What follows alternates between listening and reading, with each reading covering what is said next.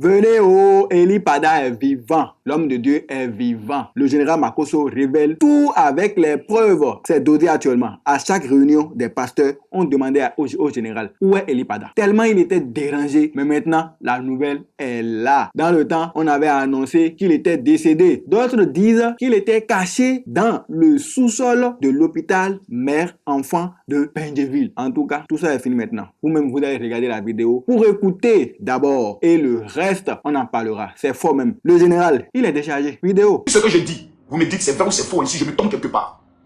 Nous avons un pasteur qui est en France que j'appelle Bab Jaune, qui chaque fois nous disait que Eli Pada était enlevé, on le torture. Et la dernière version qu'on nous avait donnée, c'est que Eli Pada était dans les sous-sols de l'hôpital mère-enfant de Benjeville. Si je me rappelle, hein, les amis, ce que je dis c'est vrai ou c'est faux? Dites-moi s'il vous plaît.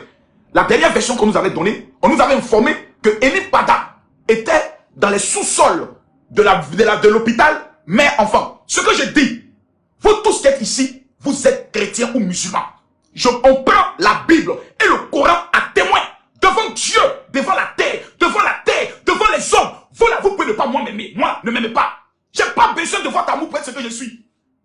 J'ai l'amour de Dieu, ça me suffit. Je repose la question. Oui ou non, on nous avait annoncé que Eli Pada était enfermé dans les sous-sols de l'hôpital mère-enfant de Benjeville. Oui ou non?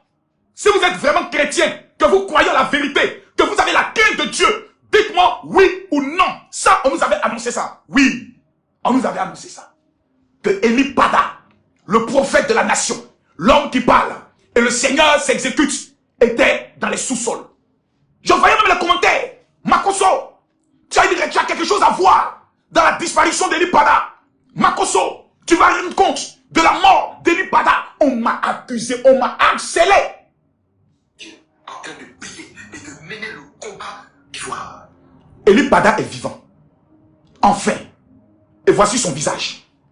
Donc ça, les amis, c'est le vrai Eli Pada ou bien c'est un Eli Pada qui sont allés trafiquer pour venir encore nous monter. Ça, c'est la question que je me pose. Hein? Parce que Eli Pada a été clair. Il a été vraiment clair. Voilà. À ça, moi, j'ai aimé. Voilà. J'ai aimé. Le jugement. Ouais. Pourquoi les puissances? Eli Pada est sorti enfin. Je peux me reposer. Enfin. On ne dira plus Makosso. Où est Eli Pada? Maintenant, la question à poser. La question que moi, je me pose quand je vois Eli Pada. Tous ceux qui avaient dit qu'il avait été enlevé, il avait été tué, il avait été emprisonné. Mais toutes ces personnes-là, on ne les demande pas de compte. C'est ça qui me plaît en Côte d'Ivoire. Vous savez, les Ivoiriens, c'est un peu bipolaire. Mettez-moi en prison. C'est-à-dire, quand j'arrive en Côte d'Ivoire, prenez-moi et amenez-moi en prison.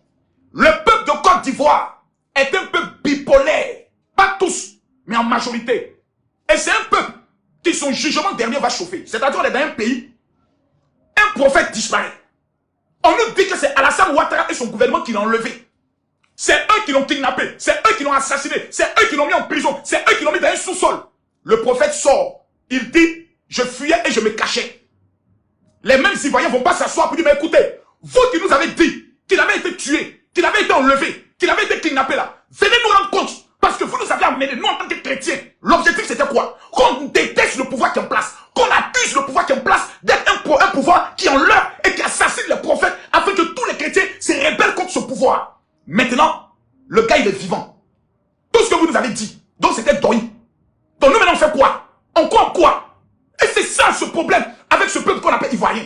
C'est un peuple qui ne voit rien et qu'on peut manipuler bêtement, sauvagement, comme des idiots. Quelqu'un s'assoit, on vient nous dire que le gars était enlevé. Tous les prophètes sont assis. Makosso, ouais, Eli Pada. Ah, vous avez vu non? Ils l'ont enlevé parce qu'il disait la vérité à cause de ses prophéties. Le même nous dit, j'ai fui. On dit non, la vidéo il dit il a fui là, c'est faux. C'est parce qu'ils l'ont obligé à dire ça. Sinon, ils l'ont enlevé. Le même revient 2 ans après.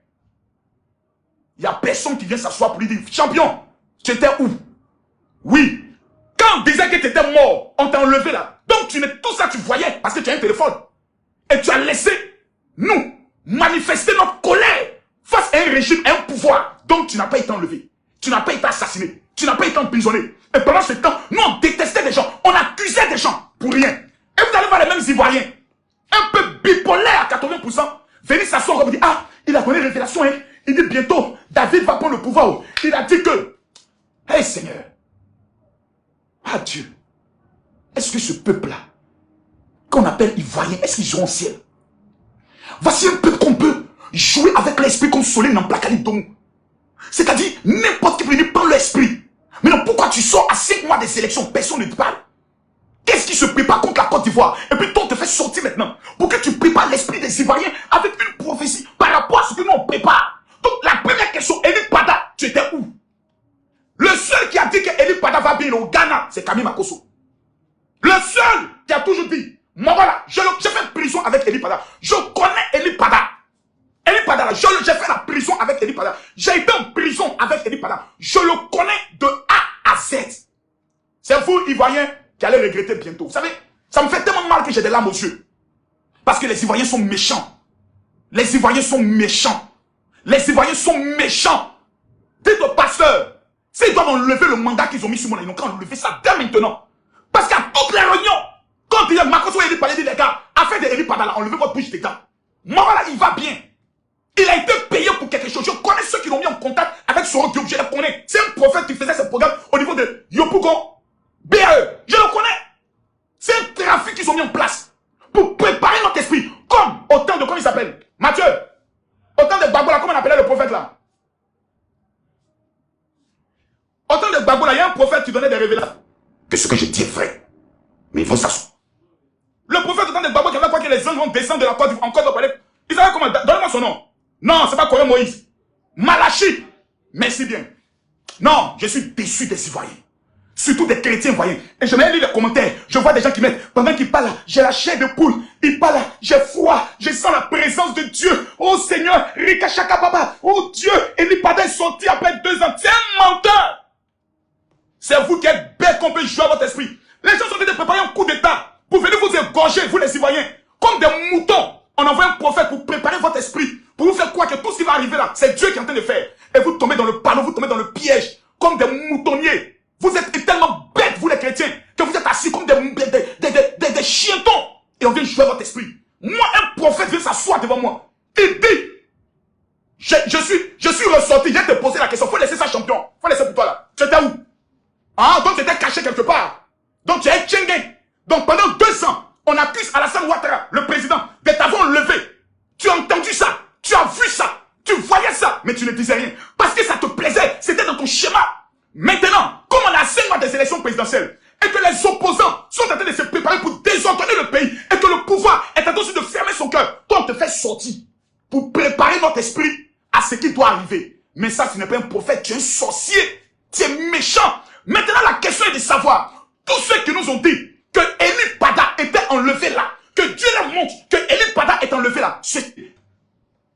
Oh, hé Seigneur, Côte d'Ivoire, tu vas regretter bientôt. C'est-à-dire, on va s'asseoir un jour comme ça, qu'on va taper nos mains. Le président Félix Houphouët-Boigny était président de la Côte d'Ivoire. On nous a convaincus que c'était un voleur.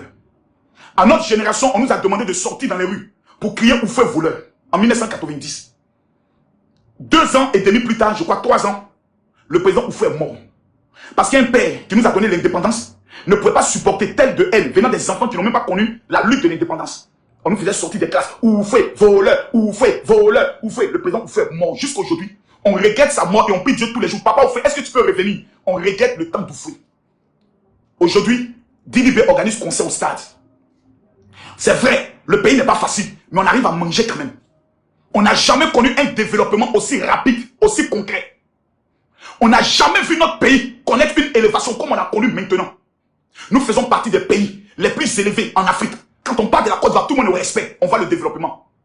Mais on est tellement méchants dans notre cœur, on est tellement mauvais dans notre cœur, comme des sorciers. Quand quelqu'un amène la lumière au village, on doit le haïr. Quand quelqu'un amène le goudron au village, on doit le détester. On est tellement méchants et sorciers que tout ce qui est dans notre tête, Alassane Ouattara, il n'est qu'à tomber. Et puis nous on vient s'asseoir pour dire Dieu nous avait révélé qu'il allait tomber et il est tombé. Tout ce qu'on attend, c'est qu'on voit la chute d'Alassane. Tout notre projet de société là, c'est Alassane Ouattara. On peut pas être aussi méchant. Et quand tu le dis, on dit non, tu es un vendu, toi c'est parce que tu soutiens. Mais la Bible dit, je dois prier pour les autorités établies. Depuis qu'Alassane Ouattara est au pouvoir, montez-moi un prophète qui a été tué en Côte d'Ivoire. Eli Pada voulait se présenter comme ce prophète. On nous a menti, on nous a mis dans le deuil. Tout notre projet de société, c'est contre un individu. On suscite des prophètes. On les fait prophétiser. Malachi a prophétisé, on l'a payé, il a fui, il s'est caché au Ghana. Eli Pada a prophétisé. Il a fui, il allait se cacher au Ghana. Mais au Ghana, tout dernièrement, on connaît le leader politique qui était au Ghana. Le leader politique qui allait au Ghana, on connaît. Un mois, même pas un mois, après son voyage au Ghana, Eli Pada sort. Ouais, tout est calculé en Côte d'Ivoire pour nous tuer. Tout est programmé. Les financements venant des pays voisins a déjà été fait. Les hommes et les militaires qui doivent entrer en Côte d'Ivoire par les pays voisins est déjà programmé. Quel est leur objectif? On va récupérer l'électricité de la Côte d'Ivoire. On va prendre le pétrole de la Côte d'Ivoire. On va prendre le port de la Côte d'Ivoire. Ces trois éléments, il nous faut pour la survie de nos peuples. Donc, même si on doit dépenser 10 milliards pour détruire ce pouvoir. Famille, c'est une bonne nouvelle pour toute la Côte d'Ivoire et le général est ému de joie. Car on ne va plus l'accuser de la disparition de Eli Pada. Ok, abonnez-vous maintenant. C'est pas encore fini. Ça reste d'autres révélations qui arrivent fort. Ça va bouger. À bientôt.